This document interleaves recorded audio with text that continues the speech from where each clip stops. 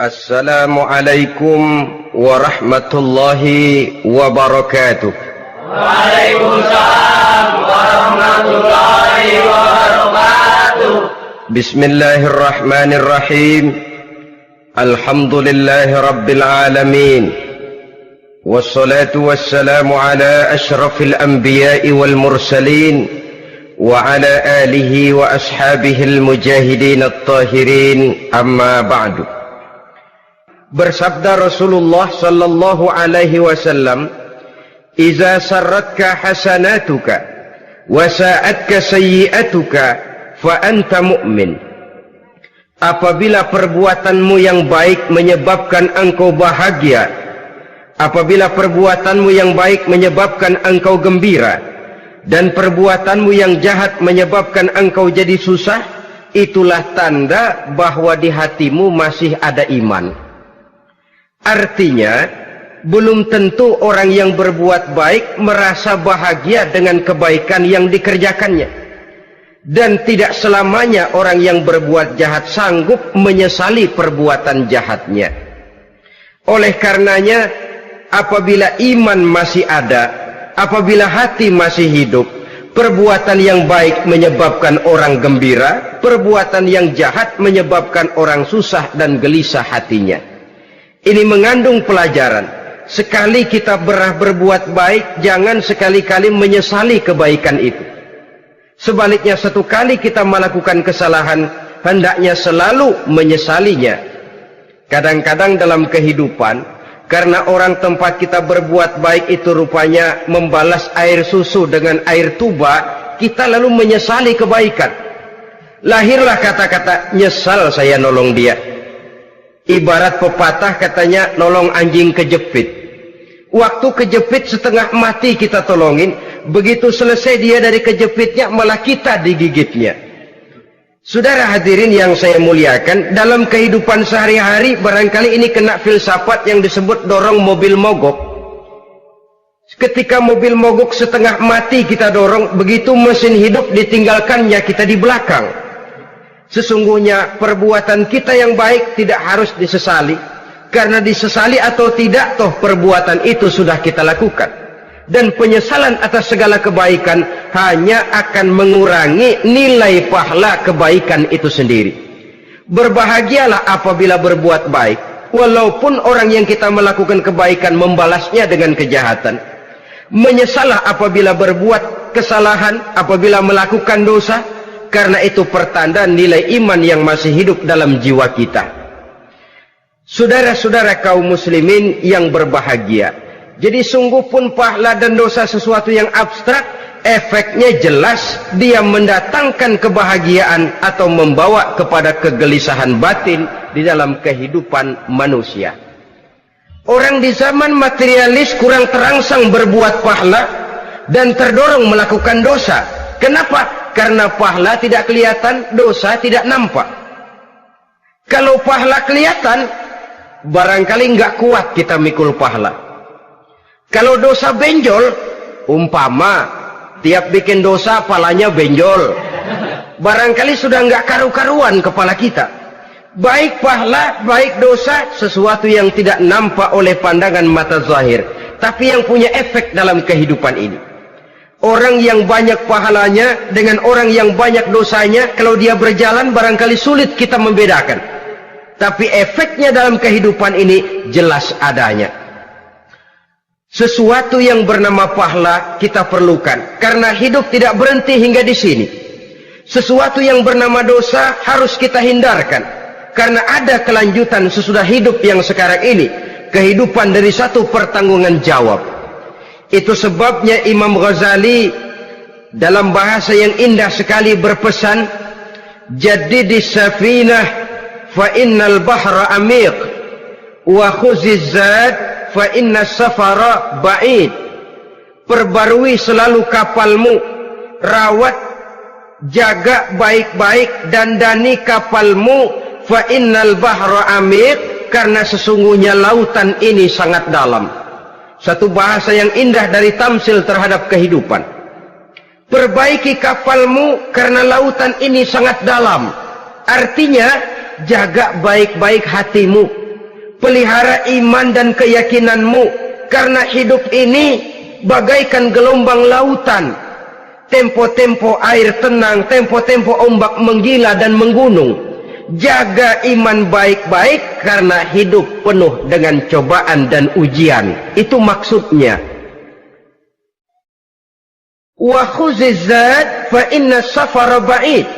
Dan bawa bekal yang banyak karena perjalanan hidup ini sangat panjang. Perjalanan ini sangat jauh. Kita kalau pergi keluar kota tentu saja membawa bekal. Makin jauh kota yang akan kita tuju, makin banyak bekal yang harus kita bawa. Alangkah sengsaranya manusia apabila dia akan pergi ke satu kota yang jauh, modalnya cuma nekat. Bagaimana nanti di sana sajalah. Tidak membawa bekal sebagaimana yang sewajarnya. Hal yang semacam ini senangnya sih belum tentu, keblangsak dan susahnya sudah kebayang. Itu dalam kehidupan di dunia ini. Bagaimana kalau sudah bicara tentang kehidupan yang akan datang? Karena sesungguhnya hidup ini merupakan satu perjalanan yang sangat panjang. Sejak kita tinggal di alam arwah, pada saat jasad belum lagi diciptakan Allah, ruh sudah diciptakannya lebih dahulu. Sampai kemudian kita pindah ke alam rahim, alam kandungan ibu, untuk kemudian berpindah kepada kehidupan dunia. Dari dunia ini kita pindah ke alam barzakh. Di sana tinggal kita 100 tahun mungkin, 100.000 tahun mungkin, 1 juta tahun mungkin, menunggu saat datangnya kiamat. Lalu dari alam barzakh pindah kita ke alam akhirat. Satu perjalanan yang sangat panjang. Alangkah malangnya, alangkah sengsaranya jika tahu kita begitu panjangnya perjalanan hidup ini, tidak ada bekal yang kita bawa. Artinya kesengsaraan, kesulitan yang bertali-tali sudah jelas akan menimpa kita. Kalau pergi kita keluar kota membawa bekal uang, membawa bekal makanan, apa bekal yang mesti kita bawa? Apabila kita kembali ke alam barzakh, kembali ke alam kubur, berkumpul di padang mahsyar di akhirat nanti, nasi yang mau kita bawa, uang yang mau kita bawa, tentu tidak lagi. Karena kehidupan materialis selesai di atas liang lahat. Bila masuk kita ke liang lahat, disitulah pahala dan dosa memegang peranan yang sangat penting. Maka pada pertemuan malam ini kita akan bicara tentang pahala dan dosa itu. Saudara-saudara kaum muslimin rahimakumullah, yang dinamakan pahala, kata Imam Ali Al-Jurjani dalam kitab At-Ta'rifatnya, ma yastahiqqu bihi ar-rahmatu wal maghfiratu minallahi ta'ala. Sesuatu yang pelaksananya berhak untuk mendapat rahmah dan ampunan dari Allah. Dengan kata lain, nilai pahala adalah akibat dari perbuatan-perbuatan di dalam melaksanakan perintah dan anjuran yang ada di dalam kehidupan agama. Apabila perintah dan anjuran kita laksanakan, nilai pahala itu lalu datang. Nah, nilai pahala dalam Islam menurut konsepsi Quran, Allah menjelaskan, man jaa bil hasanati falahu asyru amsalihha. Barang siapa yang datang membawa satu kebajikan, barang siapa yang melaksanakan satu kebaikan, maka dia akan mendapat balasan 10 kali dari kebaikan yang dikerjakannya. 10 kali ini pun masih dilipat gandakan dengan 7 ini pun masih dikalikan 100, dan itu pun masih ditambah dengan pernyataan wallahu yudha'ifu liman yasha. Allah masih akan melipat gandakan perbuatan baik seseorang yang dikehendakinya. Itulah nikmatnya dalam Islam. Tetapi sebaliknya, wa man jaa'a bisayyi'ati fala yujza illa mislaha. Barang siapa yang melakukan satu kejahatan, dia tidak akan mendapat balasan kecuali sesuai dengan kejahatan yang dikerjakannya. Alangkah rahman dan rahimnya Allah. Orang yang berbuat baik dibalas 10, dikali 7, dikali 100, masih dilipat gandakan pula. Tapi orang yang berbuat jahat tidak akan mendapat balasan kecuali sesuai dengan kejahatan yang dikerjakannya. Ini kan beda dengan sifat kita manusia. Kita ini kadang-kadang kalau dijitak membalasnya mukul. Tapi kalau orang berbuat baik kepada kita, kita enggan untuk berbuat baik kepada orang tadi. Allah tidak mengajarkan begitu. Satu kebaikan berbalas 10. Satu kejahatan berbalas dengan satu kejahatan. Maha Rahman dan Rahim Allah. Bahkan dalam Islam, niat berbuat baik saja mendapat pahala. Sedangkan niat berbuat jahat belum ditulis merupakan satu dosa sampai kejahatan itu dikerjakan oleh orang yang niat tadi. Umpamanya, saudara niat nanti malam giliran pengajian saya mau hadir di majelis taklim. Pas datang waktu malam hujan turun sangat lebat. Saudara berhalangan datang ke majelis taklim, saudara sudah mendapat pahala niat. Tapi saudara niat nanti malam kalau turun hujan, saya mau bongkar rumahnya si fulan, saya mau curi seluruh harta bendanya. Ternyata malam saudara tidak mengerjakan perbuatan itu belum ditulis dosa sampai perbuatan itu benar-benar dikerjakan. Tapi lalu jangan macam-macam. Kalau begitu niat aja yang baik, biar nggak usah dikerjain. Niat aja pengen ngaji walaupun tidak ada niatan untuk ngaji. Allah lebih tahu tentang apa yang terdetik di dalam hati sanubari kita. Itulah sebabnya sangat dianjurkan orang untuk melakukan segala macam kebajikan, dan dianjurkan orang menjauhkan segala macam bentuk kejahatan, karena dia akan berefek melahirkan dosa dan pahala. Dosa dan pahala itulah alat untuk memperoleh kebahagiaan di alam kubur, di padang mahsyar, sampai di akhirat nanti. Di dunia ini mungkin segalanya bisa kita beli dengan yang namanya uang.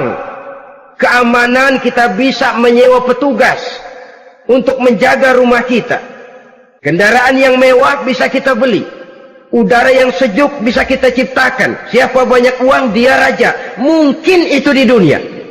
Tapi bisa apa uang kalau kita sudah masuk ke alam kubur? Bisakah munkar nakir kita sogok? Udah karkir, jangan nanya nih, cepet.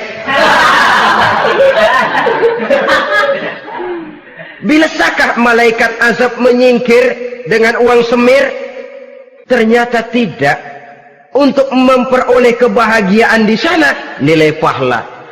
Kesengsaraan akan kita dapat kalau kita banyak menumpuk dosa. Oleh karena itu jangan beranggapan pahala nggak kelihatan, dosa juga nggak kelihatan, biarin saja. Yang tidak kelihatan ini pada waktunya akan memegang peranan yang sangat penting. Tapi tidak cuma untuk menghadapi hidup di situ kita lalu harus berbuat baik dan meninggalkan yang jahat, terutama juga di dunia ini. Toh pepatah bilang gajah mati meninggalkan gading, harimau mati meninggalkan belang. Apa yang akan kita tinggalkan setelah kita mati?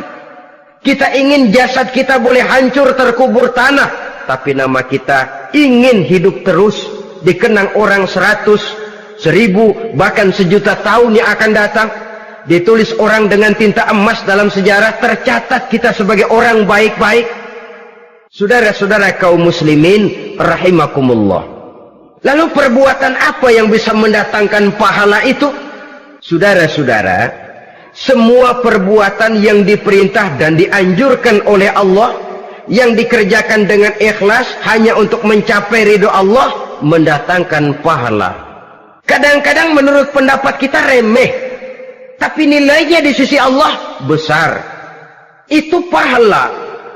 Menghitung pahala itu hak prerogatif Allah.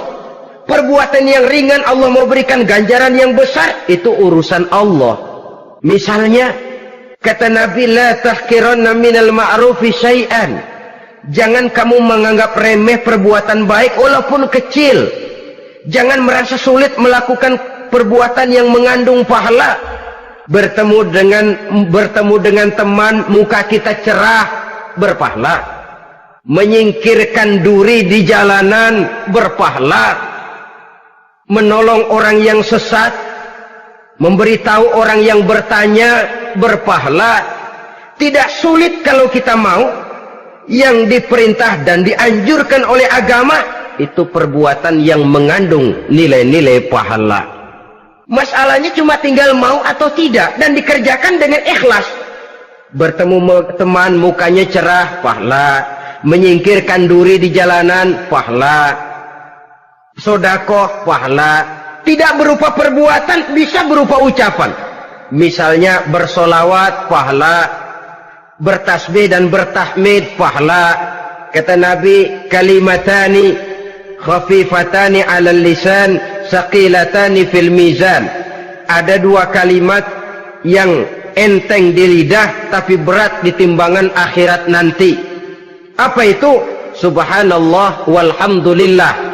Itu kan amalan yang ringan, perbuatan yang mudah saja, tapi nilainya demikian besar dalam pandangan Allah. Jadi pendeknya, perbuatan yang bernilai pahala adalah perintah dan anjuran agama yang dilaksanakan dengan ikhlas semata-mata untuk mencapai ridho Allah, itu mengandung pahala. Niat dasarnya itu harus karena Allah, landasannya harus karena ikhlas. Bukan cuma sekedar basa-basi, tidak karena ingin dipuji orang, tidak karena mengharap tanda jasa, tapi ikhlas semata-mata.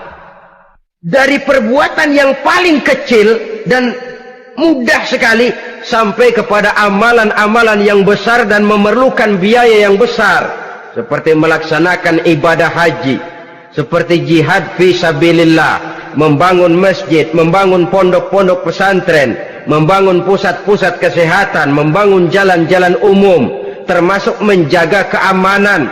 Jangan dikira loh, siskamling umpamanya, menjaga keamanan kampung tidak berpahala.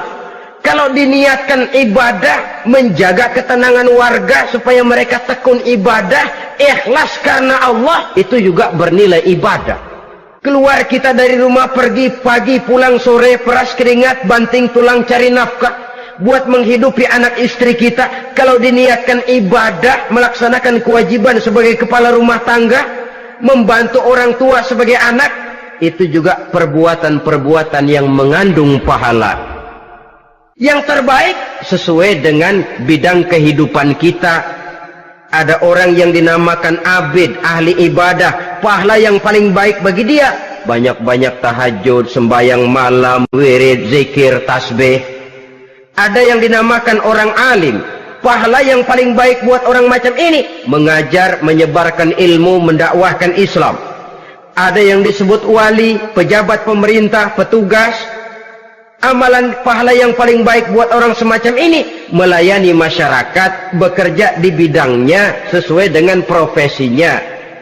Saudara hadirin yang saya hormati, jadi dengan demikian perbuatan-perbuatan yang mengandung nilai-nilai pahala ini bisa perbuatan yang menurut kita kecil namun punya nilai besar. Apalagi perbuatan besar dengan biaya yang besar, tentu makin besar juga pahala yang disediakan oleh Allah Subhanahu wa ta'ala. Oleh karenanya, kalau kita bercermin dari ayat Quran, hidup ini kesempatan untuk berbuat baik. Huwallazi khalaqal mauta wal hayata liyabluwakum ayyukum ahsanu amala. Dialah Allah, Tuhan yang telah memberikan hidup dan mati kepadamu untuk menguji kamu, siapa di antara kamu yang paling baik amal perbuatannya. Jadi tidak saya rinci, tapi cukuplah satu penjelasan global. Perbuatan yang berpahala adalah perbuatan melaksanakan perintah Allah atau anjuran Allah dengan dasar ikhlas, dengan tujuan untuk mencapai ridho Allah semata-mata. Lalu apa perbuatan yang mengakibatkan dosa itu? Saudara-saudara, dosa lahir akibat melakukan larangan Allah atau mengerjakan yang dicelaknya. Nah, para ulama ada yang membagi dosa itu menjadi dua bagian. Ada dosa-dosa kecil, ada dosa-dosa besar. Tetapi sebenarnya ditinjau dari segi hakikatnya, kalau sudah melakukan satu kesalahan yang mengakibatkan dosa, jangan dilihat besar dan kecilnya, tapi kepada siapa dosa itu kita kerjakan. Sebab kalau dosa kita anggap satu yang kecil, orang akan terangsang untuk mengerjakan yang kecil-kecil saja. Sehingga dengan demikian, yang kecil pun akan menjadi besar kalau ditumpuk-tumpuk. Sedangkan yang besar bisa saja menjadi kecil kalau selalu diiringi dengan permohonan ampun kepada Allah. Itu sebabnya para ulama sufi, orang-orang tasawuf mengatakan, la saghair ma'al istimrar wala kabair ma'al istighfar. Tidak ada dosa yang kecil kalau dikerjakan terus-menerus, dan tidak ada dosa yang besar kalau digempur tiap saat dengan perbuatan istighfar atau memohon ampun kepada Allah Subhanahu wa taala. Cuma saja pada umumnya, karena dosa-dosa kecil itu lebih mudah taubatnya, dan ada janji Nabi, barang siapa yang meninggalkan dosa-dosa besar akan diampuni dosa-dosanya yang kecil-kecil. Oleh karena itu, pada kesempatan ini kita akan juga bicarakan apa saja yang termasuk klasifikasi dosa-dosa besar, dengan harapan kita bisa menjaga diri, menyelamatkan diri, jangan sampai terjatuh ke dalam dosa-dosa yang besar tadi. Tetapi bukan berarti kita harus terangsang melakukan dosa-dosa yang kecil. Ah, biarin kecil ini, tobatnya gampang. Ah, dosa kelas teri. Ah, dosa itu kan tidak kelihatan. Lalu terangsang melakukan perbuatan dosa-dosa walaupun kecil, kalau berlarut terus-menerus dia akan tumbuh menjadi dosa yang besar. Oleh karenanya, jangan sampai mengundang pengertian kalau kita membicarakan dosa-dosa yang besar lalu terangsang melakukan dosa-dosa yang kecil. Karena bagaimanapun juga dosa kecil dan dosa besar sama dalam arti kepada Allah kita melakukan kesalahan. Dan dosa yang kecil pun kalau bertumpuk, dia akan menjadi banyak. Saudara-saudara kaum muslimin rahimakumullah, ada beberapa jenis dosa-dosa besar.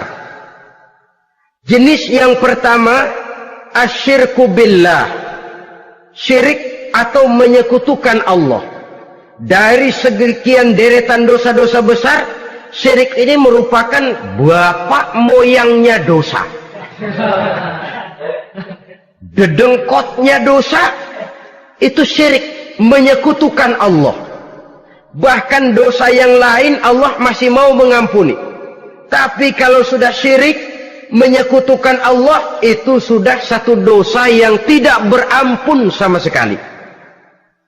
Oleh karena itu tepat pesan Imam Ghazali tadi, jadi di safinah fa innal bahra amik, jaga iman, pelihara akidah, dandani kapal, karena hidup ini gelombang lautan sangat dalam, hidup banyak cobaan. Di dalam hidup di zaman sekarang ini, saudara bisa perhatikan, di mana tensi ekonomi tinggi, lapangan kerja sulit, persaingan hidup makin tajam, sifat egois dan individualis tumbuh di mana-mana, rasa solidaritas sosial menurun, sifat gotong royong musnah, orang mudah potong kompas, potong jalan, ingin cepat kaya, ingin cepat naik pangkat, ingin dapat kedudukan. Kadang-kadang akidah pun terjual, akidah pun musnah, jatuh ke jurang syirik pun tidak jadi soal. Itu yang kita khawatirkan. Kalau dosa-dosa yang lain Allah masih mau mengampuni, tapi kalau sudah jatuh kepada syirik, Allah sama sekali tidak akan memberikan ampun. Dalam kaitan dengan ini barangkali tepat sinyalemen Imam Ali itu. Andai kata kemiskinan merupakan satu kepribadian, saya akan membunuhnya lebih dahulu. Artinya memang kemiskinan ini sering mendorong orang kepada jurang kemusyrikan.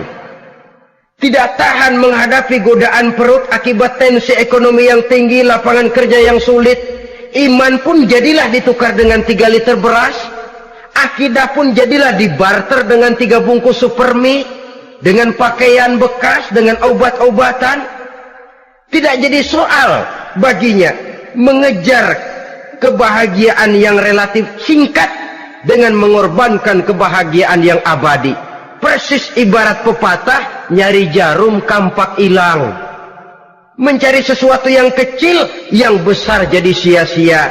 Membela perut, mengorbankan akidah. Na'udzubillah summa na'udzubillah. Saudara-saudara kaum muslimin rahimakumullah. Ini fakta. Ini kenyataan.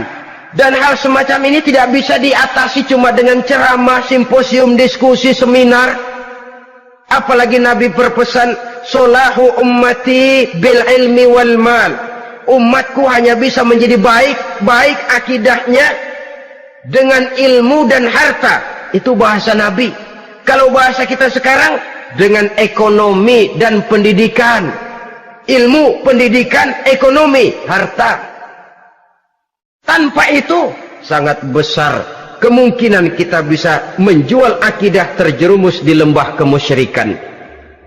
Maka terutama kepada saudara-saudara saya, muslimin yang terpencil jauh dari kota-kota besar, yang kadang dalam kehidupan seharinya imannya sering digoda oleh supermi, akidahnya sering ditantang oleh pembagian beras, pakaian-pakaian bekas, obat-obatan dan sebagainya.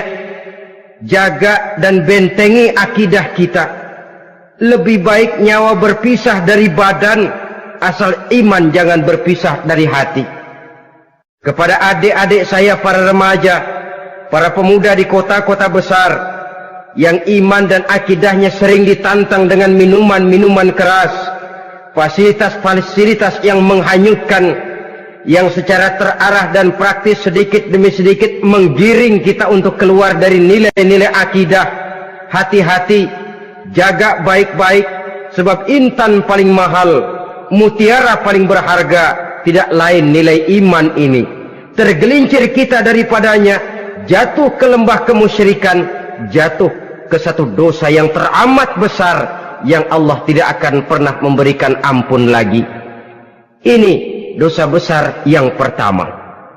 Yang kedua, qatlun nafsi illa bilhaq, membunuh orang tanpa alasan yang benar.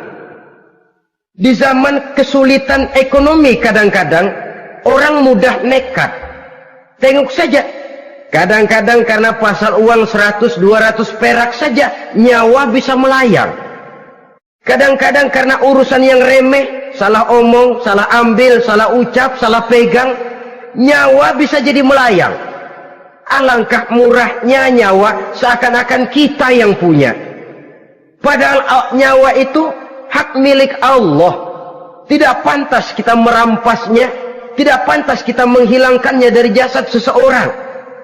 Oleh karenanya, membunuh orang merupakan satu dosa yang sangat besar.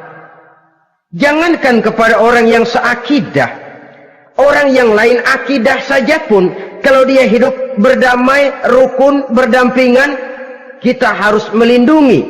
Apatah lagi teman seakidah sendiri. Saudara-saudara kaum muslimin rahimakumullah, pantas kalau Nabi menyatakan apabila dua orang Islam sudah saling berkelahi, berbunuh-bunuhan, al-qatil wal maqtul finnar, yang membunuh dan yang dibunuh dua-duanya sama-sama masuk neraka. Sahabat heran, ya Rasul, kalau yang membunuh masuk neraka sih wajar, tapi yang terbunuh kok neraka juga, kenapa? Kata Rasul, sebenarnya dia juga cuma sudah niat untuk membunuh, cuma keduluan saja. Andai kata dia tidak terbunuh, tentu dia yang akan membunuh. Saudara-saudara kaum muslimin rahimakumullah, Islam sesuai dengan namanya adalah agama damai. Kita tidak boleh mencari-cari musuh, walaupun tidak boleh lari kalau bertemu musuh. Oleh karenanya, pantang seorang muslim menimbulkan benih keonaran menjadi biang kerok buat lingkungannya. Sesuai dengan namanya, seorang muslim adalah seorang yang dalam hidup senantiasa berusaha menebarkan salam, menebarkan kedamaian, ketenangan dan ketentraman. Dengan prinsip musuh jangan dicari, bertemu pun jangan lari. Yang ketiga, termasuk dalam kelompok dosa besar ini, syurbul khamr, meminum minuman keras. Termasuk di dalam kata khamr ini ganja, morfin, narkotik. Sebab apa? Jenis minuman semacam itu tidak hanya merusak keadaan sekarang, tapi sekaligus merusak kehidupan yang akan datang. Kalau itu jatuh di tangan generasi muda, artinya kan merusak kehidupan masa depan daripada suatu bangsa. Karena apa? Remaja dan pemuda merupakan bentuk miniatur daripada kehidupan bangsa. Akan bagaimana warna umat Islam di Indonesia, bahkan akan bagaimana warna Indonesia 30, 40, 50 tahun yang akan datang, remaja sekarang jawabannya. Kalau remaja kita sekarang ini kerjanya cuma bisa nyekek botol, insya Allah bangsa Indonesia 30-40 tahun yang akan datang akan tumbuh menjadi bangsa teler. Tidak banyak yang bisa kita harapkan. Remaja adalah gambaran masa depan dari satu bangsa, dari satu umat. Dan remaja itu di dalam dirinya secara fitrah terkumpul semua bakat, terdapat semua kemungkinan. Kita ini lahir membawa sifat pemimpin, tapi juga membawa sifat pengacau. Kita ini ada bakat jadi orang jujur, ada bakat jadi pengkhianat. Kita ini ada bakat menjadi orang baik-baik, kita juga punya bakat jadi biang kerok. Kita kemungkinan bisa jadi pemimpin bangsa, tapi juga bisa menjadi pemimpin bangsat. Nanti lingkungan dan pendidikan akan menumbuhkan, membentuk mana yang tumbuh lebih subur.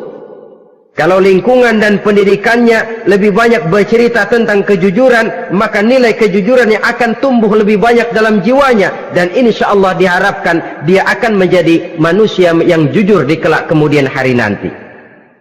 Dan masalah minuman keras ini sebenarnya berkait. Kita tidak bisa cuma menyalahkan remaja saja, menyalahkan pemuda saja. Karena bagaimanapun masalahnya kompleks.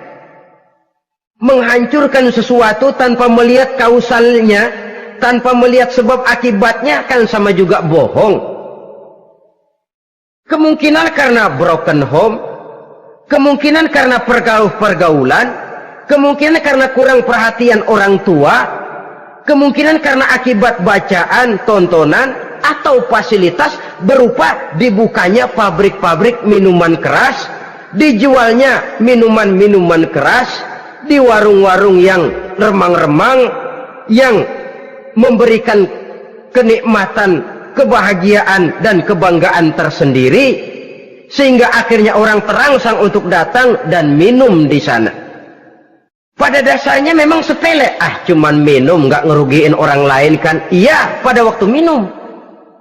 Tapi dikala sudah mabuk, out of control, apapun bisa kita lakukan.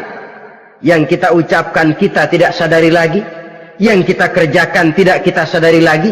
Dikala itu segala macam kejahatan bukan sesuatu yang tidak mungkin untuk kita laksanakan. Nggak ngerugiin orang lain, memang pada saat mau minum. Tapi begitu minum, mabuk, kita bisa merugikan orang lain. Setidaknya merugikan diri sendiri. Pertumbuhan IQ menjadi lemah, semangat kehidupan hilang, gairah kerja menurun, kalau tidak ada sama sekali. Lalu apa yang bisa kita lakukan di dalam kehidupan? Dan akan lebih celaka kalau ini menimpa kehidupan generasi muda kita. Kadang-kadang yang ironi ya, kalau yang orang tuanya mampu barangkali masih tertolong, tapi yang orang tuanya kondisi ekonomi lemah masih kepengen teler juga. Orang tuanya nggak mampu masih pengen mabuk. Dari ganja, morfin nggak dapat, akhirnya kaleng cat diisepin. Yang penting kan bisa teler, mendatangkan satu kebahagiaan tersendiri. Itu sebabnya memang satu kejahatan menurut teori polisi ya hanya bisa terjadi karena faktor N dan K, niat dan kesempatan. Niat ada, kesempatan ada, jadi orang jahat. Kurang salah satunya, biasanya kejahatan terbendung. Niat ada, kesempatan tidak ada, sulit berbuat jahat. Kesempatan ada, niat tidak ada, tidak mungkin orang jahat. Tapi yang paling dominan sebenarnya niat. Kalau niat sudah kuat, kesempatan bisa dicari. Kesempatan bisa diciptakan. Biar Hansip nongkrong, ditungguin lengahnya. Iya biarin. Jam 11 sampai jam 2. Matanya melotot. Jam 3 dia mulai ngulet, ngempet. Nah, di saat itu saya masuk ke rumahnya. Kalau niat kuat, kesempatan bisa diciptakan. Dan kalau sudah niat, ini masalah hati. Kalau sudah masalah hati, menyangkut soal moral. Moral artinya sudah masuk kepada kehidupan agama. Saudara-saudara kaum muslimin rahimakumullah. Yang keempat yang termasuk jenis dosa besar, az-zina, perbuatan zina. Di zaman pergaulan bebas dengan prinsip free love, free sex ini, tengok sudah berapa banyak gadis-gadis bergelimpangan jadi korban. Berapa banyak bayi-bayi yang lahir ke dunia tanpa tahu kemana dia mesti memanggil bapak. Apakah deretan jumlah korban ini masih harus bertambah lagi? Paling tidak, biarlah yang sudah jadi korban, tapi jangan bertambah lagi hendaknya. Masing-masing kita berupaya menahan diri. Termasuk dalam kategori zina ini, yang merupakan cabang-cabangnya, liwat, homoseks, lesbian, masturbasi. Bahkan masturbasi itu termasuk jenis zina tangan. Dan itu juga merupakan satu dosa. Di samping dosa juga merusak diri. Karena bagaimanapun juga dia akan mengurangi kemampuan daya pikir seseorang. Maka agama memberikan jalan keluar. Pesan Nabi, ya ma'syara syabab, man istata'a minkumul ba'at falyatazawwaj. Hai para pemuda, kata Nabi, barang siapa di antara kamu yang sudah bisa ba'at, yang sudah mampu ba'at. Ba'at itu artinya memberikan nafkah. Baik nafkah zahir maupun nafkah batin, falyatazawwaj, maka hendaklah dia kawin. Jadi yang maksud ba'at ini ya nafkah zahir, ya nafkah batin. Kita kadang-kadang cuma bisa ngasih nafkah batin saja sudah merasa pokoknya kan saya sanggup untuk kawin, lalu kawin tanpa kehilangan, dengan kehilangan pertimbangan. Saudara-saudara, wa in lam yastati', adapun kalau dia belum mampu, fa alaihi bisyam, hendaknya dia banyak puasa. Fa innahu lahu wija, karena puasa itu akan merupakan benteng jangan sampai orang memperturutkan hawa nafsunya. Andai kata puasa belum hobi, banyaklah olahraga para pemuda, para remaja. Karena dengan olahraga, pemikiran untuk memperturutkan hawa nafsu agak sedikit terkendali dan energi tersalurkan dalam bentuk yang positif. Pendeknya kreatif, banyak kegiatan. Ini pesan Imam Syafi'i tepat itu. Kata beliau, inni ra'aitu wuqufal ma'i yufsiduh in sala toba wa illam yajri lam yatib. Aku melihat air kalau diam rusak, tapi kalau dia mengalir jernih. Air kalau ngendap nggak ngalir, nyamuk nyarang di situ, bisa jadi sumber penyakit. Manusia hidup begitu. Kalau nggak punya kegiatan, nggak kreatif, kerjanya cuma delohom, ayam-ayam, akhirnya jadi ngerusak. Ngomongin orang, si Ano ngapa? Ano. Kebangetan nggak ngapa-ngapain, orang aja dipontenin. Orang diomongin, lahirlah namimah, lahirlah ribah. Saudara-saudara, air itu kalau ngendap ada aja yang nyarang. Tapi kalau dia ngalir, orang ada kesibukan, insya Allah dia tidak akan jatuh kepada sesuatu yang bisa mengundang dosa. Isilah waktu dengan hal-hal yang bermanfaat. Karena hidup ini singkat dan tidak berjalan mundur ke belakang.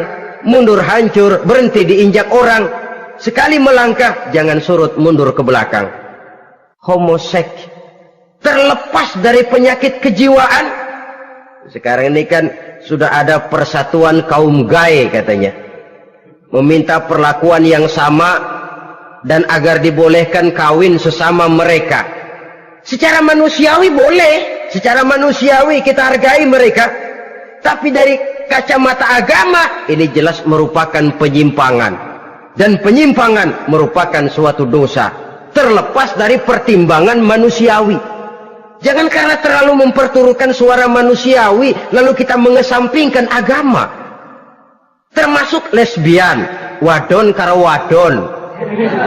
Kalau homo itu kan lanang karo lanang katanya. Saudara-saudara kaum muslimin rahimakumullah, ini bukan penyakit baru. Liwat, homoseks sudah dikenal dari zamannya Nabi Lut, laki dengan laki. Lesbian dari zaman istrinya Nabi Lut. Terlepas dari penyakit kejiwaan, dari segi agama ini merupakan penyimpangan dan merupakan dosa yang besar. Yang kelima, yang termasuk jajaran dosa kelas kakap, qazful mu'minina wal mu'minat, menuduh orang mukmin yang baik-baik, laki atau perempuan, melakukan perbuatan zina sehingga hancur namanya di masyarakat. Ini merupakan satu perbuatan dosa yang sangat besar dan sangat dimurkai oleh Allah. Saudara-saudara kaum muslimin rahimakumullah, oleh sebab itu tentang masalah ini, kalau memang tidak ada saksi, jangan sembarang kita enteng lidah menuduh orang lain berbuat zina, menuduh orang lain berbuat serong. Dosanya kelewat besar di dalam kehidupan. Karena apa? Mencari harga diri itu berat, memelihara kehormatan diri jauh lebih berat. Satu kali orang dihancurkan namanya di masyarakat, dia akan terisolir jadinya. Oleh karenanya, berlindung kita kepada Allah, jangan sampailah dihinggapi oleh sifat ini. Karena sentimen kita kepada seseorang, karena hasad kita kepada seseorang, tidak senang melihat orang lain lebih maju, lalu lidah ini seenaknya saja mengucapkan kata, padahal sanksi dan resikonya sangat besar. Yang kita tuduh barangkali mendapat pahala dari Allah, kita sendiri yang menuduh tanpa saksi, tanpa alasan yang benar, mendapat dosa yang sangat besar. Saudara-saudara, memang kadang-kadang aneh dalam hidup ini. Seorang pelacur biasanya bisa menjaga mulutnya di masyarakat, kata-katanya baik, sopan. Kenapa? Karena mulut yang satu sudah tidak terjaga.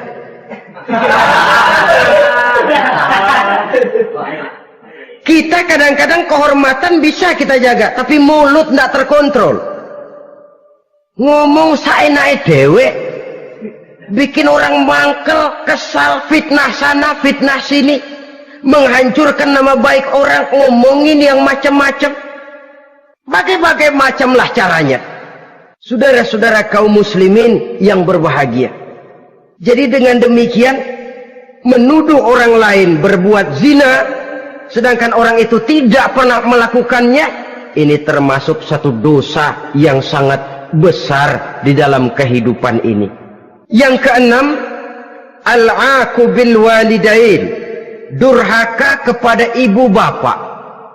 Seorang anak, bagaimanapun banyak nilai ibadahnya, banyak kebaikan di masyarakat, menyandang berbagai macam gelar, pangkat dan jabatannya tinggi, tapi kalau sudah durhaka kepada kedua orang tuanya, alamat hidup tidak lagi membawa keberkahan, dan itu dosa yang sangat besar. Sampai Nabi sabdakan, ridho Allah ada di dalam keridhaan ibu bapak, murka Allah pun ada di dalam kemurkaan ibu dan bapak. Walaupun belum tentu setiap kita orang tua, tapi yang jelas setiap kita adalah anak, dan setiap anak punya ibu dan bapak. Jangan sampai kacang lupa kepada kulitnya. Saudara-saudara kaum muslimin rahimakumullah, durhaka kepada ibu bapak merupakan perbuatan yang sangat dimurkai oleh Allah. Apalagi ibu yang telah melahirkan kita, bahkan mengandung kita. Begitu juga bapak yang telah berusaha peras keringat banting tulang untuk mengasuh membesarkan kita. Tidak ada perbuatan baik yang kita lakukan untuk bisa menebus kebaikan daripada ibu dan bapak kita. Setidaknya kalau belum bisa berbuat baik kepadanya, kepada keduanya, janganlah menyakiti hati keduanya. Itu saja dulu yang harus dijaga. Kadang-kadang sudah berbuat baik enggak, nyakitin melulu. Sudah nyenangin belum bisa, saban sehari nyakitin saja. Padahal kedua orang tua itu doanya manjur, sebagaimana sumpahnya juga bisa jadi kenyataan, dan sering bahkan menjadi kenyataan. Sampai ibu bapak sudah wafat, sudah meninggal sekalipun, kewajiban berbakti masih harus terus dilakukan oleh seorang anak. Lalu yang ketujuh, at-tawalli yaumaz zahfi, berpaling pada hari pertempuran. Orang sedang sibuk-sibuk menghadapi musuh, maksudnya berjuang membela agama ini, dia lari menyelamatkan diri. Pengecut, mental munafik. Ayo, kalau demi agama, mari kita maju ke depan. Allahu Akbar. Yang besar Allah, yang lain kecil semua. Maju. Orang lain maju serentak, dia mundur jauh ke belakang. Mental munafik, mental calo istilah sekarang ini. Oh, itu calo, mental calo. Tuhan gedek banget itu. Coba ya, calo itu paling sibuk nyuruh penumpang naik. Tapi sementara penumpang naik sampai ke tempat tujuan masing-masing, calonya nggak kemana-mana, diem aja di situ. Cuma orang aja disuruh naik. Saudara-saudara, kerja bakti, orang turun ke comberan, dia naik ke tempat tidur. Mundur di hari pertempuran, menyebabkan orang lain gugur, dia sendiri menyelamatkan diri. Mental pengecut, mental munafik, itu merupakan dosa yang sangat besar. Saudara-saudara kaum muslimin rahimakumullah, itu sebabnya agama itu memerlukan keberanian memang, tapi bukan keberanian yang tanpa perhitungan. Sebab berani tanpa berhitung namanya berani babi. Kita berani kalau benar, kita harus takut kalau salah. Jangan dibalik, salah berani, nekat namanya. Benar takut, pengecut namanya. Orang yang pengecut adalah orang yang takut membela kebenaran. Orang yang nekat sesungguhnya udah salah nggak malu lagi, udah salah nekat lagi, merasa rugi berbuat kebaikan, puas kalau berbuat kejahatan. Padahal Nabi pesan, siapa yang berbuat dosa sambil tertawa, nanti dia akan masuk neraka sambil menangis. Karena itu dipesan pula di dunia ini, sering-seringlah mencuci mukamu dengan air mata taubat. Cuci lidahmu dengan zikir kepada Allah. Bersihkan hatimu dengan air ikhlas.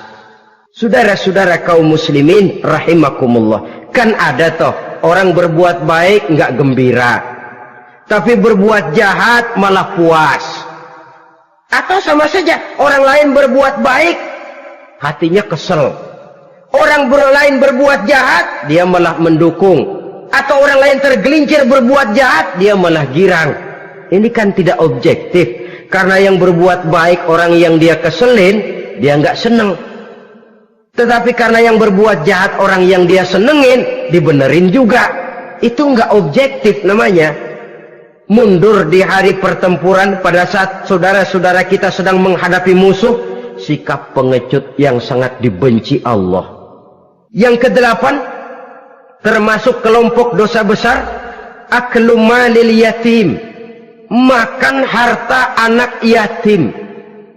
Kadang-kadang ada orang mengeksploitir loh nasib anak-anak yatim. Karena biasanya para dermawan peka kalau mendengar nasib yatim, memberikan santunan. Si yatim belum makan, yang ngurusin udah pada kenyang.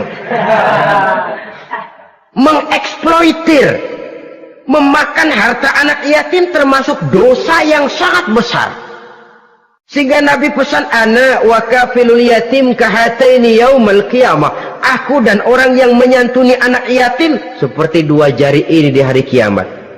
Rumah yang paling dimuliakan Allah adalah rumah yang di dalamnya ada anak yatim yang hidupnya dihormati, hidupnya disantuni, keperluannya dicukupi. Maaf saja, tahap kita menyantuni anak yatim ini baru tahap setahun sekali. Kalau Muharram kita agungkanlah, kita besarkan. Lebaran yatim katanya, kita kumpulkan dana, kita usap kepala yatim, kita kumpulkan beras, kita bagikan hari itu. Perkara bulan depan kelaparan, kita tutup kuping. Perkara bulan berikutnya dia kelaparan, kita masa bodoh. Bahwa di bulan Muharram kita santuni yatim piatu itu sudah baik. Tapi akan lebih baik lagi kalau kita sanggup menjadi bapak asuh mereka, memikirkan sekolah mereka, ada kontinuitas.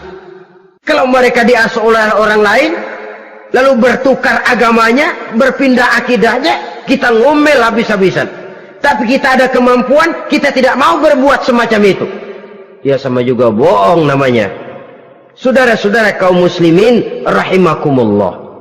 Orang yang menyantuni yatim mendapat pahala besar. Tapi orang yang mengkorup harta anak yatim, dosanya juga sangat besar. Berhati-hatilah kalau kita diberikan kepercayaan oleh masyarakat untuk mengurus anak-anak yatim. Karena pahalanya besar, resikonya juga besar. Yang kesembilan, syahadatuz zur, sumpah palsu. Sebab sumpah palsu ini menggunakan nama Allah untuk sesuatu yang tidak benar. Nama kita saja dibawa untuk yang tidak benar, kita jengkel. Nama kita dipalsukan untuk sesuatu yang tidak baik, kita kadang-kadang jengkel. Tidak puas jengkel, menuntut melalui saluran hukum. Kenapa? Nama saya dicatut. Bagaimana lagi kalau nama Allah kita pakai untuk bersumpah, sumpahnya palsu, menguntungkan kita, merugikan orang lain, Allah murka betul. Maka sumpah palsu termasuk deretan dosa-dosa besar. Apalagi yang ke-10, aklur riba, makan riba alias renten. Ini kan yang cepat mendatangkan uang. Kadang-kadang kalau yang bikin riba itu orang awam barangkali, ya masih kita maklumi. Kadang-kadang penyakit ini datang menimpa mereka juga yang kita kenal kebaikannya. Bahkan suka datang ke musola, rajin ke masjid. Kadang-kadang riba masih dimakannya. Karena cara cari duit paling enak, duit utuh tambahnya terus masuk. Na'udzubillah summa na'udzubillah. Itu yang diibaratkan dalam perjalanan Mi'raj waktu Nabi diperlihatkan neraka. Orang perutnya sebesar rumah dililit ular, diseret-seret itu hancur perutnya, dibulatkan lagi, diseret lagi, hancur lagi, dibulatkan lagi, terus menerus begitu. Dia berteriak, mengerang, mengeluh, mengaduh kesakitan. Nabi tanya, itu apa Jibril? Itu contoh dari umatmu yang suka makan riba Muhammad, makan renten. Saudara-saudara, ini kan mencekik leher orang. Orang sedang kesulitan, kelihatannya sih baik, menolong, tapi di belakang menolong itu nyekek. Di belakang nolong itu nyekek. Dan nyekek itu sebenarnya tujuan utamanya. Orang yang menjalankan riba pada dasarnya tidak punya perikmahan kemanusiaan kok. Kalau dia kelihatannya mau menolong, kelihatannya motifnya mencari untung di belakang itu. Jauh dari kemanusiaan. Yang ke-11, saudara-saudara, termasuk jajaran dosa besar itu qat'ur rahim, memutuskan silaturahmi. Marah, hobi sama marah. Kalau 3 hari nggak marahan sama orang, ngebet palanya. Selalu nyari gara-gara. Kalau udah marah berlaku perpanjangan waktu. Tahun, 2 tahun, kadang-kadang seumur hidup. Saudara hadirin yang saya muliakan. Apalagi mengurangi timbangan termasuk kelas dosa besar. Makan suap termasuk dosa besar. Semir menyemir dosa besar.